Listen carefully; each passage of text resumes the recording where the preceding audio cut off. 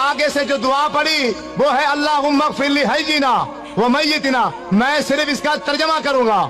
ترجمہ کرنے کے بعد آپ ہی بتانا کہ اس میت کے لیے جو میں نے نیت کی ہے اس کے لیے ایک لفظ بھی بخشش کا نہیں ہے.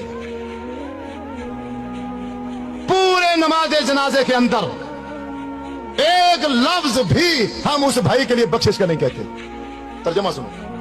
اپنے گھروں میں, تمہاری گھروں میں کتابیں ہوں گی نماز جنازے کی, اس میں سے اللہم اغفر لحینا آپ کتاب نکال لینا, اس کا ترجمہ پڑھنا. اللہم اغفر لحینا, اے اللہ ہمارے زندوں کو معاف کر. ومیتنا ماضی کا صیغہ ہے, جو ہمارے پہلے مر چکے ہیں ان کو معاف کر. شاہدینا جو کسی وجہ سے مجبوری سے اس جنازے میں حاضر, شاہدینا جو جنازے میں حاضر ہیں ان کو معاف کر, یعنی جنازہ پڑھنے والوں کو معاف کر. غائبینا جو کسی مجبوری سے جنازے میں نہیں آ سکے, یا اللہ ان کو معاف کر. ذکرینا ہمارے مردوں کو معاف کر. انسانا ہماری عورتوں کو معاف کر. صغیرنا ہمارے بچوں کو معاف کر. کبیرنا ہمارے بوڑھوں کو معاف کر. تو میت جس کے لیے سارے کام چھوڑ کر آئے ہو اس کے لیے کیا کہا ہے تم نے؟ بتاؤ, ایک لفظ بتاؤ. لاکھوں کا مجمع ہوتا ہے, لاکھوں کا بازو کا جنازے میں ہزاروں کی تعداد ہوتی ہے, تو اس پوری ہزاروں کی تعداد میں امام سمیت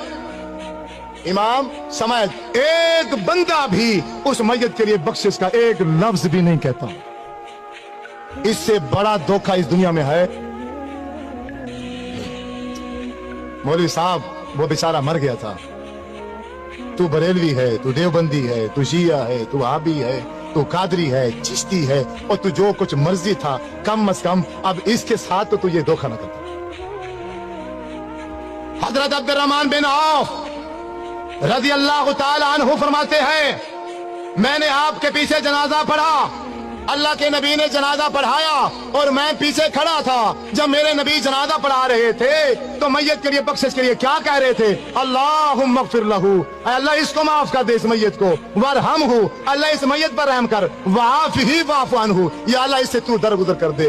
واکرم نزلہ, اے اللہ اس کی اچھی مہمان نوازی کرنا. ووسع مدخلہ, اے اللہ یہ اس دنیا میں زندگی گزار کے گیا ہے, گھر چھوٹا تھا یا بڑا تھا جیسا بھی تھا, لیکن اب تو اس کی قبر کو باغ کا بغیچہ بنا دے.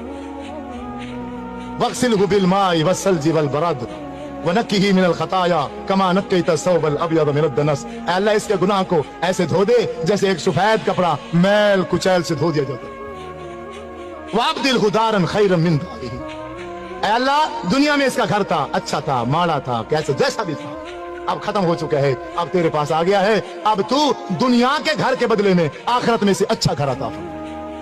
وَأَهْلًا خَيْرًا مِنْ آلِهِ, دنیا میں اس کا چاچا تھا, ماما تھا, بیوی تھی, بچے تھے, ایک فیملی تھی, اب وہ چھوٹ گئی ہے, اب تیرے پاس آ گیا ہے, اب اس کو بہترین فیملی عطا فرما. وَزَوْجًا خَيْرًا مِنْ زَوْجِهِ, یہ بیوی مرد ہے تو بیوی چھوڑ کر آ رہا ہے, عورت ہے تو خامن چھوڑ کر آ رہی ہے. یا اللہ دنیا کے خامن سے, دنیا کے بیوی سے آخرت میں اس کو بہتر بیوی اور خامن عطا فرما. اللہم ادخلہ الجنہ, اے اللہ ہم لاکھوں کا مجمع, ہم ہزاروں کی تعداد میں جنازے میں شریک ہیں, اب سب مل کر ایک آواز میں یہ کہتے ہیں, اے اللہ اللہم ادخلہ الجنہ, یا اللہ ہماری سفارش اس کے حق میں قبول فرما, اس کو جنت میں داخل فرما.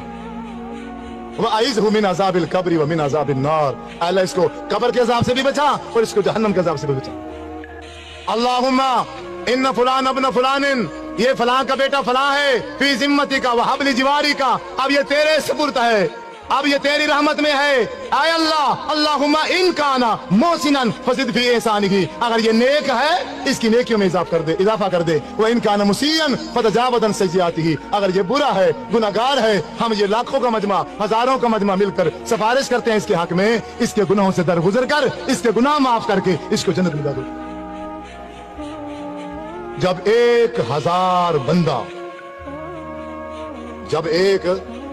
بندہ مل کر کسی بھائی کے جنازے میں یہ دعا پڑھتا تو میرے نبی صلی اللہ علیہ وسلم نے ارشاد فرمایا ہے, اگر کسی میت کے پیچھے جنازہ پڑھنے والے 40